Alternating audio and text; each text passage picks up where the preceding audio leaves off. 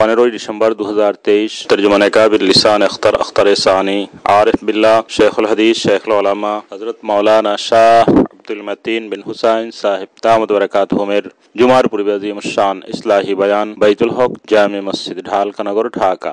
अल्हम्दुलिल्लाह वकफ़ा वस्सलामुन अला इबादिहिल्लज़ीना इस्तफ़ा अम्मा बअद फ़अऊज़ु बिल्लाहि मिनश शैतानिर रजीम बिस्मिल्लाहिर रहमानिर रहीम या अय्युहल्लज़ीना आमनुत्तक़ुल्लाहा हक़्क़ तुक़ातिह वला तमूतुन्ना इल्ला व अंतुम मुस्लिमून। सदक़ल्लाहु मौलाना अज़ीम।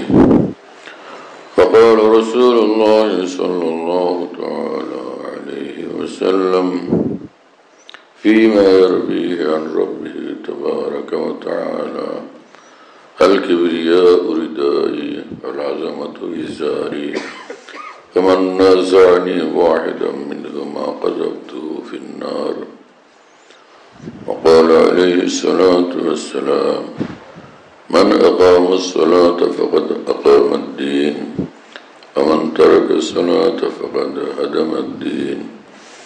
औ कमा क़ाल रसूलुल्लाह सल्लल्लाहु तआला अलैहि वसल्लम। अल्लाह पाक जल्ल जलालुहु अम्मा नवालुहु আমাদের সকলকে মাফ করে দেন, আল্লাহর মহব্বত মারিফত দান করেন, কামিল ঈমান কামিল ইখলাস দান করেন, কামিল বন্দেগী ওয়ালা জিন্দেগি নসিব করেন, জান্নাতুল ফিরদাউস আমাদের জন্য মঞ্জুর করেন। এই সব দোয়া আমাদের জন্য সকল মুসলমানের জন্য রব্বুল আলামিন কবুল করেন। কুরআন শরীফের যে আয়াত পড়লাম আগে এটার এমনি তরজমা শোনায় দিই। আল্লাহ পাক জাল্লা জালালুহু আম্মা নওয়ালুহু বলেন, হে ঈমানওয়ালারা, তোমরা আল্লাহকে ভয় করার মতো ভয় করবে এবং তোমরা পূর্ণ মুসলমান পূর্ণ আনুগত্যশীল বান্দা হওয়া ব্যতীত খবরদার মরবে না। কিন্তু এই হলো আয়াতে পাকের তরজমা। এক হাদিস শরীফ পড়লাম, তাতে রাসূল আকরাম সাল্লাল্লাহু আলাইহি ওয়াসাল্লাম বলেন, আল্লাহ পাক হাদিসে কুদসিতে বলছেন যে বরত্ব এবং মহত্ব আমার চাদর আমার ভূষণ।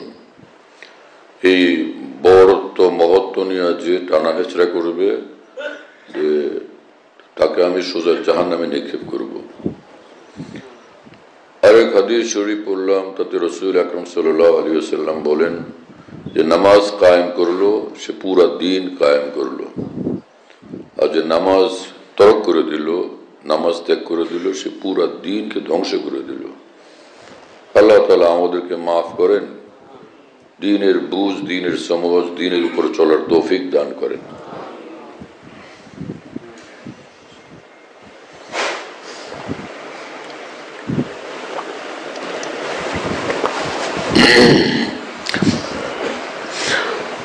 তিনটা বিষয়েরই একসঙ্গে তর্জমা করলাম এই জন্য যে অনেক সময় এক বিষয়ের উপর কথা বলতে বলতে ফের অন্যটা থেকে যায়।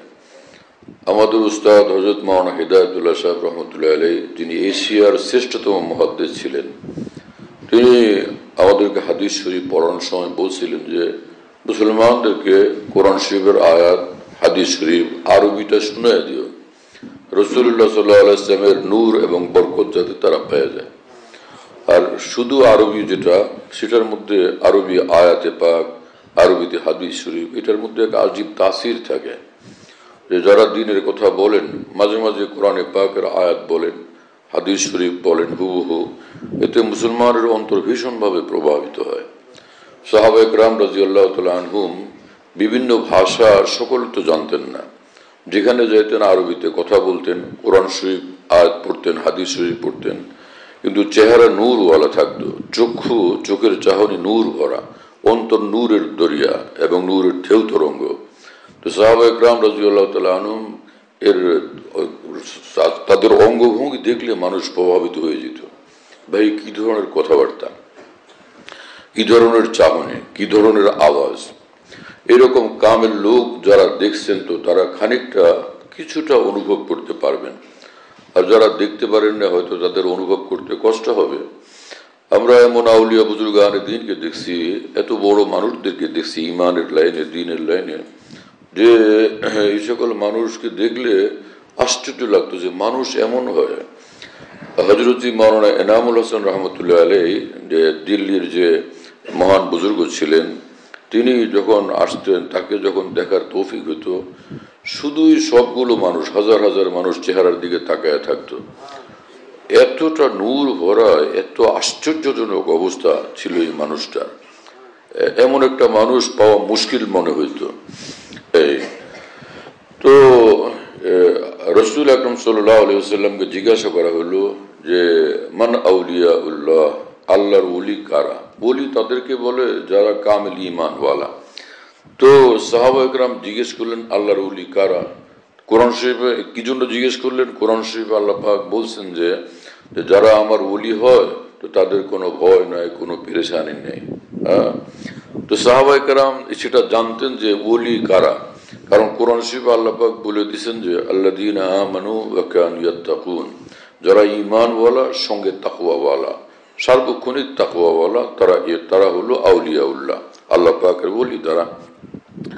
তো সাহাবা একরাম জিজ্ঞেস করছেন, তো রাসূলুল্লাহ সাল্লাল্লাহু আলাইহি ওয়াসাল্লাম তো জানতেনই যে সাহাবীরা ওলি কাকে বলে সেটা জানেন, কারণ কোরআন শরীফ থেকে তারা সেটা শুনছেন, জানছেন। তারপরে এই কথা জিজ্ঞেস করতেছেন, তার মানে যে ঈমান তো ভিতরে থাকে, আল্লাহর ভয়ও ভিতরে থাকে। তো সে কোনো এরকম আলামত হইতো যেটা দেখলে বোঝা যেত যে ভাই ইনি ওলি আল্লাহ। রাসূলুল্লাহ সাল্লাল্লাহু আলাইহি ওয়াসাল্লাম প্রশ্নকারীর প্রশ্নকে গভীরভাবে বুঝতেন, সেভাবে উত্তর দিতেন। তো জিজ্ঞেস করা হলো যে মান আউলিয়া উল্লাহ, আল্লাহর ওলি কারা? রাসূলুল্লাহ সাল্লাল্লাহু আলাইহি ওয়াসাল্লাম বললেন আল্লাযীনা ইযা রুউ যুকিরাল্লাহ, যাদেরকে দেখলে আল্লাহর কথা স্মরণ হয় তারা আল্লাহর ওলি, যাদেরকে দেখলে আল্লাহর কথা স্মরণ হয়। তো পৃথিবীতে আমরা এমন মানুষদেরকে দেখছি যাদেরকে দেখলে আল্লাহর কথা স্মরণ হয়। হ্যাঁ, আমার শেখ আরিফুল্লাহ মাওলানা শাহ হাকিম মোহাম্মদ আখতার সাহেব রহমতুল্লাহ আলাইহি, তিনি রাত্রিবেলা খানা খাওয়ার পরে, এশার নামাজের পর খানা খাওয়ার পরে কিছুক্ষণ হাঁটাহাঁটি করতেন। হাদিস শরীফে আছে যে ইজা তাআশা তামাশা, যখন রাত্রিবেলার খানা খাওয়া হয় একটু হাঁটাহাঁটি করা, এটা সুন্নত রাসূল পাক সাল্লাল্লাহু আলাইহি ওয়াসাল্লাম। এতে বড় ফায়দা, অনেক ফায়দা, ফায়দা আর ফায়দাই। একটু সুন্নত, নূর, আল্লাহ পাকের রহমত নাজিল হয় এবং এটা স্বাস্থ্যের জন্য উপকারী। কিন্তু জাগতিক ফায়দাগুলো সেটা হলো পরে, কিন্তু প্রথম হলো যে আল্লাহ পাক খুশি হয়ে যান। রাসূলুল্লাহ সাল্লাল্লাহু আলাইহি ওয়াসাল্লামের যে কোনো আচরণ অনুকরণ করলে, যে কোনো ভঙ্গি, যে কোনো ঢং অনুসরণ করলে, অবলম্বন করলে, পয়লা তো এই যে আসমানওয়ালা খুশি হয়ে যান। এর চেয়ে বড় দৌলত আর কি হইতে পারে? আমার ভাইয়ের এই জন্য সুন্নতের প্রতিটি আমলকে গুরুত্ব দেওয়া চাই। আজকে মুসলমানদের মধ্যে রাসূলুল্লাহ সাল্লাল্লাহু আলাইহি ওয়াসাল্লামের সুন্নতের আমলের ব্যাপারে বড়ই বেফিক্রি, খেয়াল নাই, এই ব্যাপারে ইহতিমাম নাই, যত্ন নাই, আগ্রহ নাই, যেমনটা থাকা দরকার ছিল সে ব্যাপারে আমাদের মধ্যে বড় কমতি, বড় ঘাটতি। এবং নিজেদের মধ্যেও কমতি, নিজের ঘরের লোকদের মধ্যে, নিজের স্ত্রী, সন্তানাদি, আপনজনদেরকে সুন্নত শিক্ষা দেওয়া সেক্ষেত্রেও বড় কমতি। এই যে জুমার নামাজ পড়া হয়, জুমার দিনে জুমায় আসার আগে একটা সুন্নত তরিকার প্রস্তুতি আছে। মুজগুলো ছোট করা, দাড়ি বড় ছোট থাকলে এগুলোকে এক মুঠ পরিমাণ রেখে একটু সুন্দরভাবে সাজায় গুছায় নেওয়া, এবং দাড়িকে আঁচড়ানো, দাড়িতে তেল দেওয়া, এবং সে গোসল করা, পরিষ্কার পরিচ্ছন্ন হওয়া, নখ কাটা, এগুলো তো জুমার দিনের সুন্নত। কিন্তু জুমার দিন গেল যেদিন, তার পরের দিন দেখা যাবে যে বহুত ভালো ভালো দিনদার লোকের নখ বড় বড়,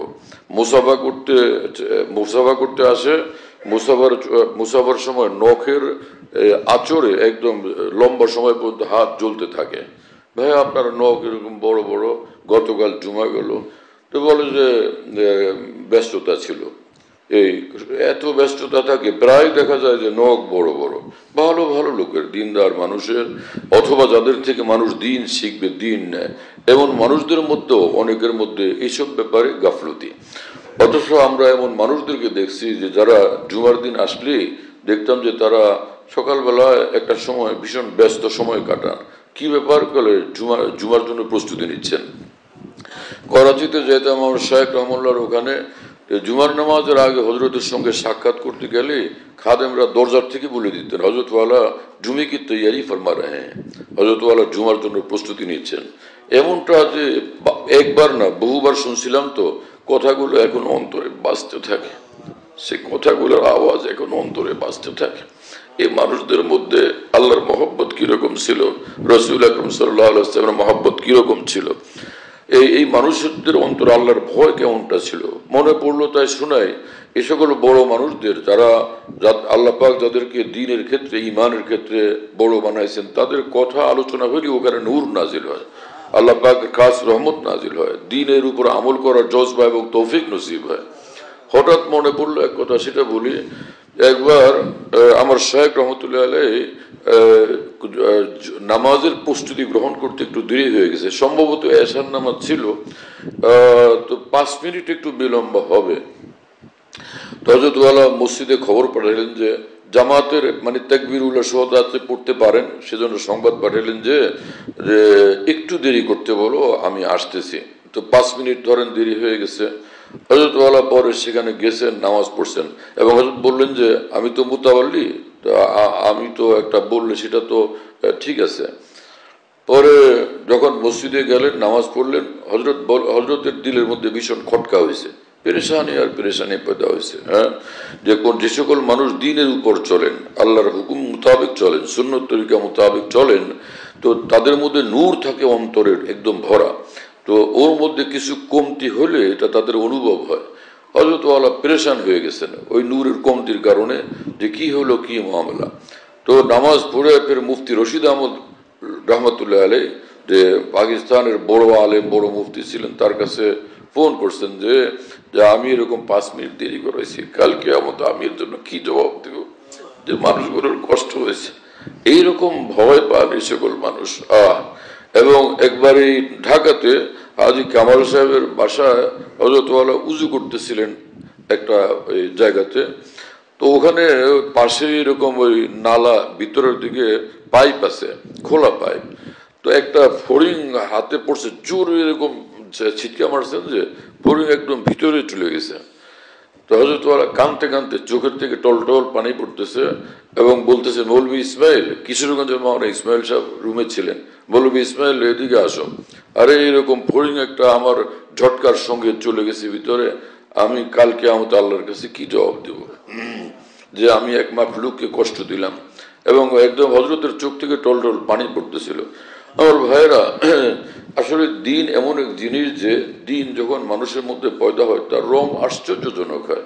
বলতেছিলাম তো সাহাবীদের কথা, কিন্তু সেই প্রসঙ্গে কত কথা আলোচনা হলো। হ্যাঁ, তো আল্লাযীনা ইযা রুউ যিকরাল্লাহ, কামিল ঈমানওয়ালা আউলিয়া তারা, যে যাদেরকে দেখলে আল্লাহর কথা মনে হয়, যাই করে আল্লাহর পছন্দ মোতাবেক করে, যাই করে আল্লাহর খুশি মোতাবেক করে, যাই করে শরীয়তের হুকুম মোতাবেক করে, ইসলামের নিয়ম নীতি বিধান মোতাবেক করে, যাই করে রাসূল আকরাম সাল্লাল্লাহু আলাইহি ওয়াসাল্লামের তরিকা মোতাবেক করে। এর বাইরে সে কদম রাখতে রাজি না, তাকাইতেও রাজি না, কথা বলতেও রাজি না। হ্যাঁ, এক ঈমানওয়ালার চোখে ঈমানের নূর থাকে, এক ঈমানওয়ালার কথার আওয়াজের মধ্যে ঈমানের নূর থাকে, হাঁটার ভঙ্গির মধ্যে ঈমানের নূর ঝলমল করতে থাকে। হ্যাঁ, কোরআন শরীফে মহান রব্বুল আলামিন বলছেন এই কথা, যে যারা ঈমানওয়ালা, যারা আমার হয়ে যায়, ওরা দুনিয়ার যেখানে যায় আমার নূর তাদের সঙ্গে থাকে, এবং কিয়ামতের দিন তারা হাসরের মাঠে যখন উঠবে, তাদের নূর তাদের সঙ্গে চমকাইতে থাকবে, নূর ভীষণভাবে চমকাইতে থাকবে। এই সকল মানুষের কিয়ামতের মাঠে কোনো পেরেশানি নেই। তো বলতেছিলাম যে এশার নামাজের পরে খানা খাওয়ার পরে একটু হাঁটাহাঁটি করতেন। ইজা তাআশা তামাশা, যখন খানা খাওয়া হয় রাত্রিবেলা একটু হাঁটাহাঁটি করা, এটা সুন্নত। তো এরকম যখন করতেন, তো তার হাঁটার ভঙ্গি দেখলে অবাক লাগতো, মনে হয় যে হাঁটার সঙ্গে ঢেউ চলতেছে, তরঙ্গ চলতেছে, মনে হয় ঢেউ বয়ে যেতেছে। মানে যার অন্তর নূরে ভরা থাকে, তার অঙ্গ প্রত্যঙ্গের ভঙ্গিগুলো, দেহের অঙ্গভঙ্গিগুলোর সঙ্গে সে নূরের দাপট প্রকাশ পায়, নূরের দাপট প্রকাশ পায়, নূরের শক্তি প্রকাশ পায়। আল্লাহ আল্লাহ আল্লাহ, কি সব মানুষ আল্লাহ পাক দুনিয়াতে পাঠাইছেন। এবং আল্লাহ পাক জাল্লা জালালুহু ওয়া মানওয়ালুহু যে দিন পাঠাইছেন, দিনের নমুনাও পাঠাইছেন। রসুল আকরম সাল্লাল্লাহু তাআলা আলাইহি ওয়াসাল্লাম ছিলেন আল্লাহ পাকের মর্জি মোতাবেক জিন্দেগির সবচেয়ে বড় নমুনা। হ্যাঁ, যেভাবে আল্লাহ পাক চান সেভাবে তিনি বলতেন, চলতেন, দেখতেন, উঠতেন, বসতেন, শুইতেন, হাঁটতেন, সেভাবে ঘুমাইতেন, সেভাবে জাগতেন, সেভাবে কথা বলতেন, সেভাবে কারোর সঙ্গে আচার ব্যবহার করতেন, সেভাবে খানা খাইতেন। আজীব মামলা। হ্যাঁ, রাসূলুল্লাহ সাল্লাল্লাহু আলাইহি ওয়াসাল্লাম বলেন যে আকুলু কামা ইয়াকুলুল আবদু, যে ওয়াজলিসু কামা ইয়াজলিসুল আবদু, যে একজন বান্দা তার মনিবের সামনে যেভাবে বসা উচিত আমি সেভাবে বসি। আকুলু আমি খাই, কামা ইয়াকুলুল আবদু যেভাবে কোনো গোলাম খায়। হ্যাঁ, আল্লাহ আকবার, কোনো গোলাম যেভাবে খায় সেভাবে আমি খাই। আল্লাহ পাকের সামনে এইভাবে নিজেকে কতটা আব্দিয়তে ডুইবাতে ফের তিনি খানা খাইতেন। এই কাইফিয়ত কত আজিমুল শান সুন্নত। হ্যাঁ, খানা খাওয়া, ডান হাতে খাওয়া, দস্তরখান বিছানো, এবং সেই সঙ্গে যে আব্দিয়তের সাথে খাওয়া। হ্যাঁ, যে আব্দিয়ত পূর্ণ একদম আল্লাহ পাকের সামনে নিজে বিলীন হয়ে যাওয়া, আমি আল্লাহর, এবং আল্লাহর দিকে মোতাবাজ্জ থাকা। খানা খাওয়ার সময় কথা হালকা বলা এটাও সুন্নত তরিকা, কিন্তু বেশি কথা বলা এবং গভীর কথা বলা এগুলো খেলাফে সুন্নত। কারণ খানা খাওয়ার সময় যে খানার দিকে মোতাবজ্জ থাকা চাই, যে আল্লাহ পাক রিজিক দিছেন। এখন বড় মানুষ, প্রেসিডেন্ট, কোনো বাদশাহ যদি একটা গিফট করেন, উপঢৌকন দেন আপনাকে, আপনি অমনোযোগী হয়ে সেটা গ্রহণ করেন, তাহলে তিনি কি খুশি হবেন না কষ্ট পাবেন? যে আমি দিলাম, তা সেই লোকের তো ভ্রুক্ষেপ নাই। তো মহান আল্লাহ এক এক দানা আমাদের সামনে দান করছেন, প্রতিটি দানা রিজিক, এবং মহান আল্লাহর দান, মহান আল্লাহর মহা অনুগ্রহ, সেটার প্রতি মোতাবজ্জ হওয়া এটা কর্তব্য। ভ্রুক্ষেপ নাই এমন অবস্থা যেন প্রকাশ না পায়। যত্নশীলতা, এতেমাম, এটা জন্য নিজের আচরণে ফুটে ওঠে, এটা দরকার, এটা সুন্নত তরিকা। এটা তো আব্দিয়ত সঙ্গে থাকা চাই। আল্লাহ পাকের আজমত, আল্লাহ পাকের বড়ত্ব, মহত্ব, সেগুলো সঙ্গে থাকা চাই। আল্লাহ পাক আমাদেরকে বুঝ দান করেন, তৌফিক দান করেন। চেষ্টা করি, দোয়া করি, ফিকির করি, চাইতে থাকি, তো আল্লাহ পাক দিবেন আমাদেরকে। ভুলের তো আমাদের কোনো অন্ত নাই, অপরাধের কোনো সীমা নাই, এগুলোর এক একটা ধরলে আমাদের কোনো রক্ষা নাই। কিন্তু মহান রব্বুল আলামিন কোরআন শরীফে বলছেন যে ওয়াফু আন কাসীর, আমি অসংখ্য তোমাদের দুষ্টুরি এমনি মাফ করতেই থাকি। ইয়াফু মানে আল্লাহ তাআলা মাফ করতে থাকেন, আন কাসীর বহু বহু দুষ্টুরি, বহু বহু দুষ্টুরি আমাদের মাফ করতে থাকেন দিন রাত। আর না হলে জমিনের উপরে আমাদের হাঁটবারও কোনো উপায় হইতো না, নিঃশ্বাস ফেলারও কোনো উপায় হইতো না, এক লোকমা মুখে তুলবারও কোনো উপায় থাকতো না।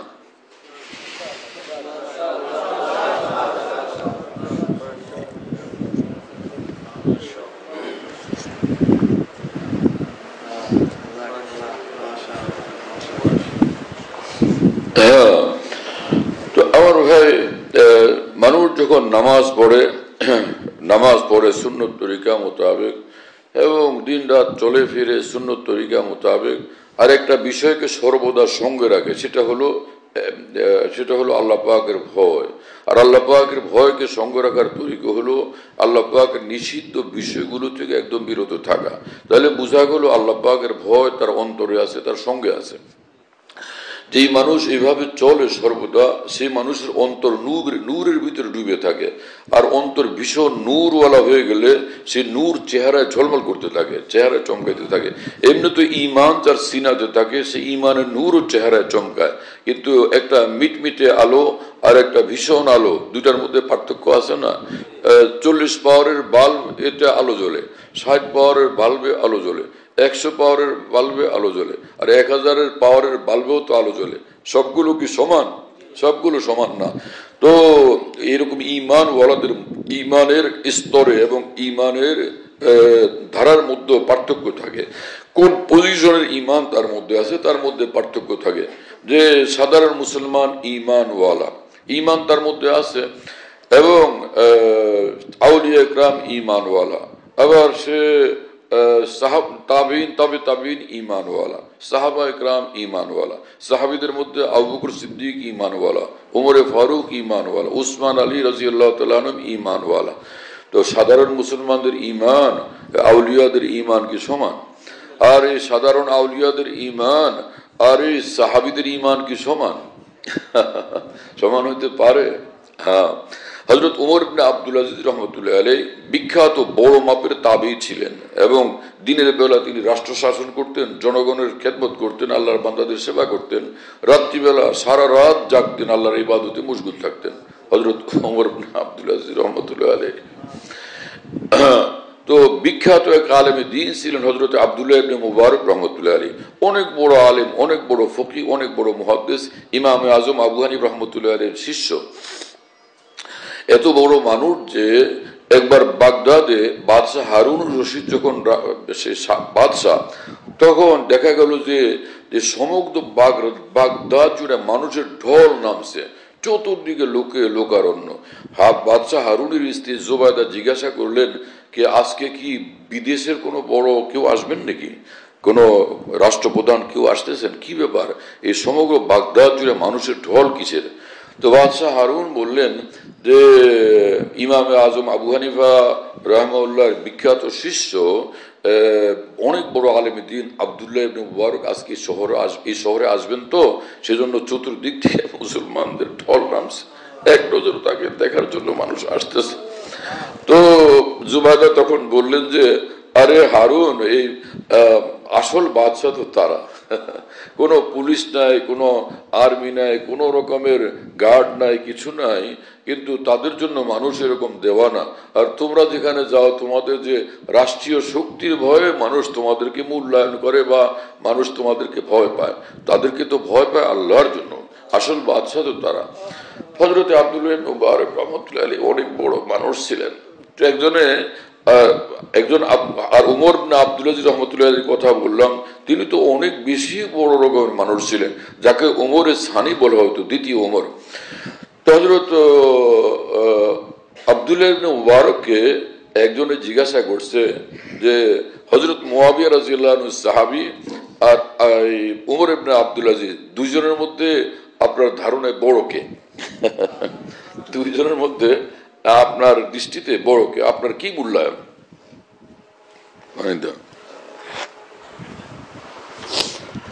এখানে মুয়াবিয়া রাদিয়াল্লাহু আনহু সাহাবী আর আব্দুল্লাহ আর উমর ইবনে আব্দুল আজিজ সাহাবী না, সাহাবীর শিষ্য তাবী। কিন্তু প্রশ্নকারীর প্রশ্ন ছিল এই দুইজনের মধ্যে বড় কে? কথা বুঝতেছেন প্রিয় বন্ধুরা?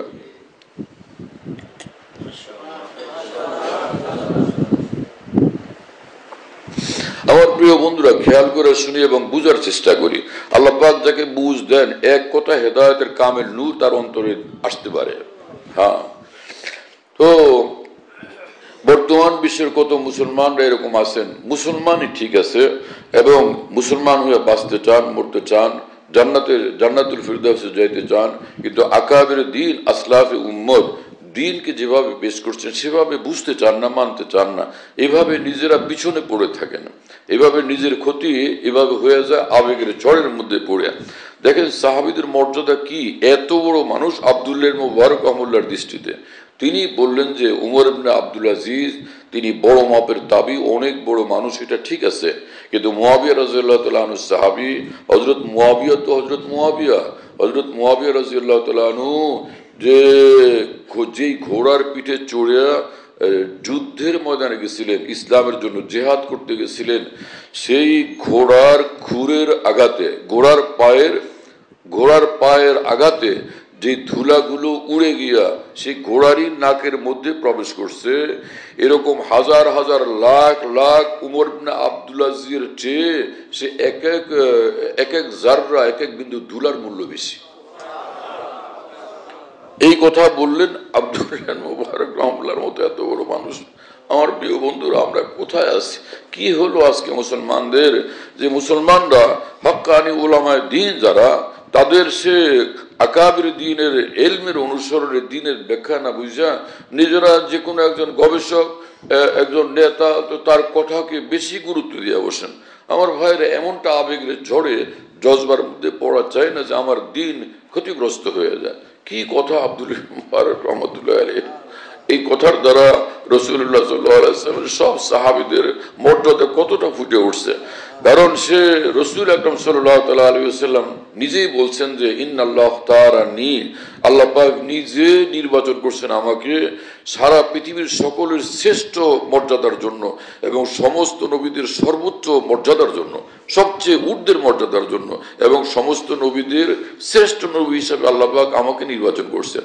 আর আল্লাহ পাক আমাকে যে বড় নবী বানাইছেন, সর্বশ্রেষ্ঠ নবী, আমার সঙ্গে কারা থাকবেন, আমার সান্নিধ্যে কারা বসবেন, আমি কাদেরকে তরবিয়ত করব, আমার হাতের আমি কাদেরকে গড়ে তুলব, সেই মানুষগুলোকে ওয়াক্তার আলী আসহাবান ও আসহারান ও আনসারান, আমার সাহাবী কারা হবেন, আমার সঙ্গী কারা হবেন, আল্লাহ পাক নিজে সেটা নির্বাচন করে দিয়েছেন। এরা আল্লাহর হাতে নির্বাচিত। স্বয়ং রব্বুল আলামিন রাসূলুল্লাহ সাল্লাল্লাহু আলাইহি ওয়াসাল্লামের সাহাবী রূপে যাদেরকে নির্বাচন করছেন, তো সেই সেটার মর্যাদা কত বড়। সারা পৃথিবীর মানুষ যদি তাদের বিরুদ্ধে বলে, কিন্তু তাদের কোনো সম্মান মর্যাদার কোনো কমতি তো নাই, আল্লাহ পাক যেটা নিজেই দিয়ে দিয়েছেন। আল্লাহ আমাদেরকে বুঝ দেন, আল্লাহ আমাদেরকে ঈমানের পথে খুব আগায় যাওয়ার তৌফিক দান করেন, সব মুসলমানকে তৌফিক দান করেন। হ্যাঁ, তো বলতেছিলাম যে ঈমান যখন ভিতরে কামেল ভাবে আসে, দিন যখন কামেল ভাবে আসে, আল্লাহ পাকের ভয় যখন খুব পয়দা হয়, তো তখন তার অন্তর নূরে ভরপুর হয়ে যায়, যেটা চেহারায় ফুটে ওঠে। এবং সাহাবীদের প্রশংসা পবিত্র কোরআনে মহান রব্বুল আলামিন করতে করতে সাহাবীদের ব্যাপারে বলতেছেন যে সীমাহুম ফি ওয়ুজুহিহিম মিন আসারিস সুজুদ। আমার নবীর সাহাবীরা তারা যে মানে আমার সামনে এতটা নিজেকে মিটাইয়া দিচ্ছেন, এত বেশি আনুগত্যশীল তাদের অন্তর এবং জীবন, যে নূর ভরা অন্তরের নূর তাদের চেহারায় চমকাইতে থাকে। সীমাহুম মানে তাদের যে চেহারার নূর, ফি ওয়ুজুহিম সীমাহুম তাদের নূর, ফি ওয়ুজুহিম তাদের চেহারার মধ্যে, তো নূর তাদের চেহারার মধ্যে ঝলমল করতে থাকে, চমকাইতে থাকে। তো কোরআন শরীফে মহান রব্বুল আলামিন নিজে বলছেন এই কথা। কি আশ্চর্য কথা! এরপরও যদি কেউ না বুঝে তো সেটা কি করার আছে? হ্যাঁ, আল্লাহ পাক জাল্লা জালালহু ওয়া মানওয়ালু রাসূলুল্লাহ সাল্লাল্লাহু আলাইহি ওয়াসাল্লামের সাহাবীদের প্রশংসা করতে গিয়ে বলছেন যে মুহাম্মাদুর রাসূলুল্লাহ, মুহাম্মদ তো আল্লাহর রাসূল। আল্লাহ পাক নিজেই বলতেছেন এতটুকু, মুহাম্মদকে চিনো, মুহাম্মদ তো আল্লাহর রাসূল। এতটুকু বলে শেষ করছেন, মানে আল্লাহ একবার, এতটুকু কথা কত ভারী। মুহাম্মদকে চিনো, মুহাম্মদ তো আল্লাহর রাসূল।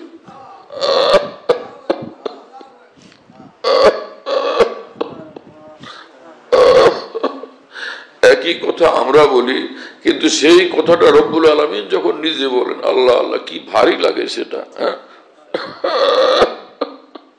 মুহাম্মাদুর রাসূলুল্লাহ, মুহাম্মদ তো আল্লাহর রাসূল। কিন্তু এইখানে অন্য বিষয়ের আলোচনা, উদ্দেশ্য লম্বা ভাবে, সেটা কি ওয়াল্লাযীনা মাআহু, মুহাম্মাদুর রাসূলুল্লাহর কথা তো তোমাদের বললাম, কিন্তু আরেকটা বিষয় সাথে বলবো আমি, সেটা কি ওয়াল্লাযীনা মাআহু, যারা তার সঙ্গী, যারা তার সঙ্গী, যারা তার সঙ্গে আছেন। আশিদ্দাউ আলাল কুফারি, তারা কাফিরদের বিরুদ্ধে অত্যন্ত কঠোর। রুহামাউ বাইনাহুম, তারা নিজেরা আপসে একজন আরেকজনের প্রতি অত্যন্ত দয়াওয়ালা, মহব্বতওয়ালা, মায়াওয়ালা, একজন আরেকজনের প্রতি বিনম্র, কোমল হৃদয়। রুহামাউ বাইনাহুম, একজন আরেকজনের প্রতি কোমল হৃদয়। আল্লাহ পাক দেখাইতেছেন তাদের মধ্যে ঈমানের সর্বোচ্চ মাকাম।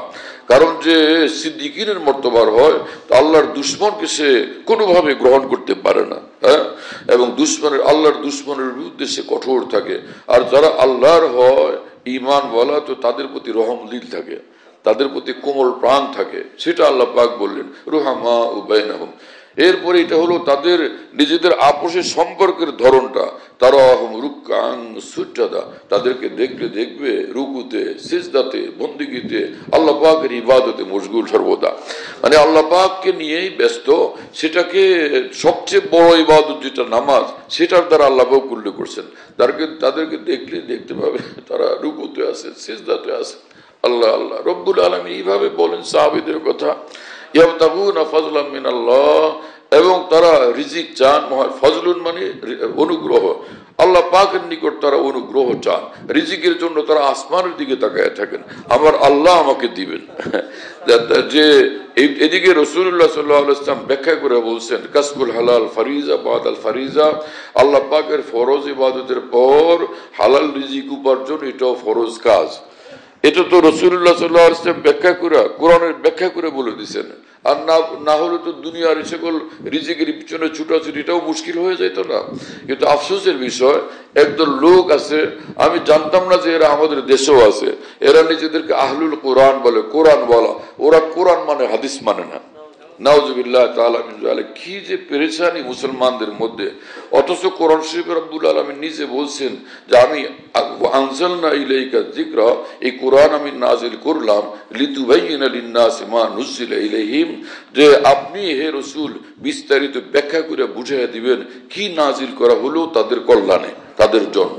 তো রাসূলুল্লাহ সাল্লাল্লাহু আলাইহি ওয়াসাল্লাম জীবন ভর নিজের কথার দ্বারা, আমলের দ্বারা, চরিত্রের দ্বারা, আচার আচরণের দ্বারা, তার হাঁ দ্বারা, তার না দ্বারা, তার স্বীকৃতি দ্বারা, তার সম্মতি দ্বারা যতগুলো বিষয় দেখাইছেন সবটা কোরআনে পাকের ব্যাখ্যা, সবটা কোরআনে পাকের ব্যাখ্যা। এবং আল্লাহ পাক পবিত্র কোরআনে স্পষ্ট ভাষায় এই নির্দেশ দিয়ে বলছেন আতিউল্লাহ ওয়ার রাসূলা লাআল্লাকুম তুরহামুন, তোমরা আল্লাহর আনুগত্য করবে, রাসূলের আনুগত্য করবে, তাহলে তোমরা কামিয়াব হবে। আল্লাহ পাক তো এই কথা বলছেন পবিত্র কোরআনে। এবং আল্লাহ তাআলা বলছেন যে মা আতাকুমুর রাসূল ফাখুযুহু, রাসূল যা দেন সেটা গ্রহণ করো, ওমা নাহাকুম আনহু ফান্তাহু, রাসূল যে বিষয়ে নিষেধ করেন সেখানে তোমরা থেমে যাও, সেখান থেকে সেখানে বিরত থাকো। রাসূলুল্লাহ সাল্লাল্লাহু আলাইহি ওয়াসাল্লামের এই কথা। এক সাহাবী রাসূলুল্লাহ সাল্লাল্লাহু আলাইহি ওয়াসাল্লামকে জিজ্ঞেস করছেন, আপনি যাই বলেন, যাই করেন, আমি এগুলো লিখতে থাকি, নোট করতে থাকি। কিছু লোক বলে যে তুমি সবই লেখো, এটা কি ঠিক আছে? যখন তিনি কারো প্রতি নারাজ থাকেন, অসন্তুষ্ট থাকেন, গোসা করেন, সেই সময় যে কথা বলেন, স্বাভাবিক অবস্থার সময় মানুষ যে কথা বলে, গোসার সময় কথা অনেক সময় একটু বেশি হয়ে যায়। তো সব প্রতিটি কথাই কি লেখা ঠিক হচ্ছে কিনা? এরকম একজন বললেন, ইয়া রাসূলুল্লাহ আমি কি করব? রাসূল আকরাম সাল্লাল্লাহু আলাইহি ওয়াসাল্লাম নিজের মুখের দিকে ইশারা করে বললেন যে এই দুই ঠোঁটের মধ্য থেকে যা কিছু বের হয়, হক বের হয়, নূর বের হয়, দ্বীন বের হয়। কথা বুঝতেছেন প্রিয় বন্ধুরা?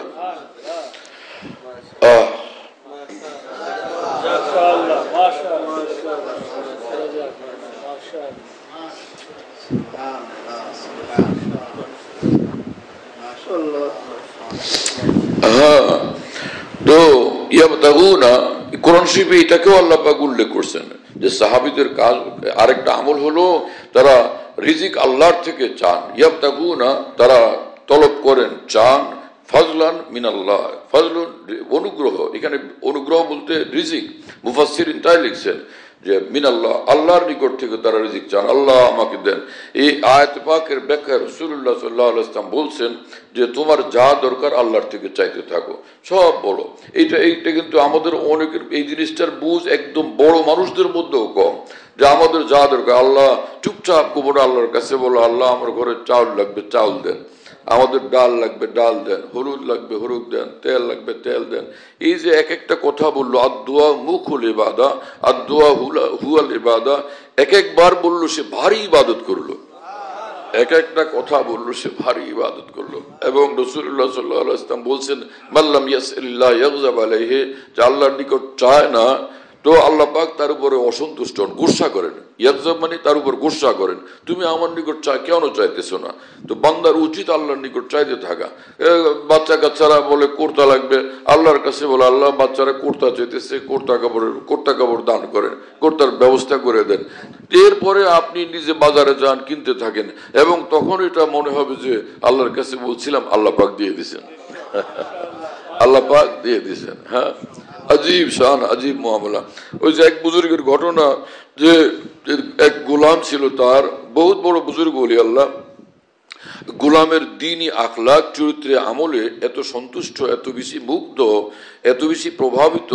একদিন তিনি গোলামকে বললেন যে আচ্ছা তোমার কি পোশাক পছন্দ হয় আমাকে বলো তো, আমি তোমাকে সেই পোশাক এনে দিব, তুমি পরবে, আমি খুশি হব। গোলাম বলল যে হুজুর, গোলামের পছন্দের কোনো পোশাক হয় না, যেই পোশাক মনিব নিজের গোলামের জন্য পছন্দ করেন সেটা সবচেয়ে সুন্দর পোশাক। ওই বুজুর্গ তখন বললেন যে আচ্ছা তো তুমি বলো কোন খাবার তোমার বেশি ভালো লাগে, পছন্দের খাবার, আমি সেটা সংগ্রহ করি, তুমি খাও, আমি দেখি। হুজুর, গোলামের কোনো পছন্দের খাবার হয় না, যে খাবার মনিব গোলামের জন্য পছন্দ করেন সেটাই সবচেয়ে ভালো খাবার। পরে তিনি অবাক হয়ে বললেন যে আচ্ছা শোনো, আজকে তোমার মুখে আমাকে শোনা তো তোমার কি নাম? তো গোলাম বলল হুজুর গোলামের তো কোনো নাম হয় না, যেই নামে মরিব ডাক দেন সেটাই গোলামের নাম। ওই বুজুর্গ এক চিৎকার দিয়ে বেহুশ হয়ে গেছেন, অজ্ঞান হয়ে গেছেন। কিছুক্ষণ পর হুশে আসলে তিনি বললেন তোমাকে আল্লাহর জন্য আজাদ করে দিলাম।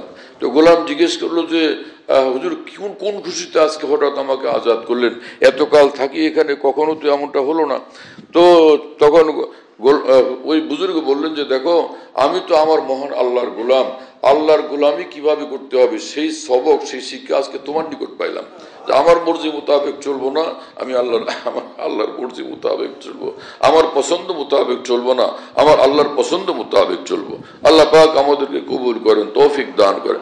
ইয়াবতাগুনা ফাজলাম মিনাল্লাহি ওয়া রিজওয়ানা, সুবহানাল্লাহি তাআলা বিহামদি। আমার ভাই আল্লাহকে ভয় করি এবং নিজেকে পরিপূর্ণ মুসলমান বানানোর, পূর্ণ আনুগত্যশীল বানানোর আমরা সকলেই চেষ্টা করবো ইনশাআল্লাহ তাআলা। এবং অহংকার যেন ভিতরে না আসে, আমি কিছু, আমি বড় না, সবসময় অন্তরের খেয়াল রাখা। যখনই এরকম মনে হয় আমি তারও থেকে উপরে, তখনই এই কথা অন্তরে ধ্যান রাখা, মুখস্থ এটা এজমালি ধারণা অন্তরে বদ্ধমূল রাখা পাকা, যে না আমি দুনিয়ার সকলের চেয়ে নিকৃষ্ট, সব মুসলমানের চেয়ে নিকৃষ্ট। আবার যদি কোনো কাফের মুসলমান হয়ে মরলো তো আমি শেষে কি হবে? তাই সেই হিসাবে তো ওদের থেকেও আমি নিকৃষ্ট। নিজেকে সর্বদা নিকৃষ্ট মনে করা এটা অনেক ভারী আমল, অনেক দামি আমল, অনেক উচ্চ আমল, হাজার হাজার লাখ লাখ নফলের চেয়ে বড় আমল, অনেক বেশি ফায়দা এর মধ্যে আছে। আর যদি উল্টা হয় তাহলে বড় বিপদ। আল্লাহ রাসূলুল্লাহ সাল্লাল্লাহু আলাইহি ওয়াসাল্লাম বলছেন মান তাওয়াজা লিল্লাহ রাফাহুল্লাহ, আল্লাহর কথা মনে রেখে নিজেকে ছোট ভাবে আল্লাহ পাক তাকে ঊর্ধ্বে উঠান। ওমান তাকাব্বারা ওয়াজাহুল্লাহ, আর যে নিজে অহংকার করে তো সে আল্লাহ পাক তাকে লাঞ্ছিত অপদস্থ করে দেন। আর নামাজ, আল্লাহ তাআলা নামাজের মহব্বত আমাদেরকে দেন। ইসলামের মধ্যে সর্বশ্রেষ্ঠ আমল হলো নামাজ। নামাজ পুরাটা নূর আর নূর। হ্যাঁ, আল্লাহ তাআলা নামাজের মহব্বত আজমত আমাদের অন্তরে খুব দান করেন। খুব খুশি খুজুর সাথে নামাজ পড়ি, আল্লাহকে খুশি করার জন্য নামাজ পড়ি, যে আমি বড় নামাজি এরকম পরিচয়ের জন্য না, সিরেফ এই জন্য যে আমার মালিক আমার উপর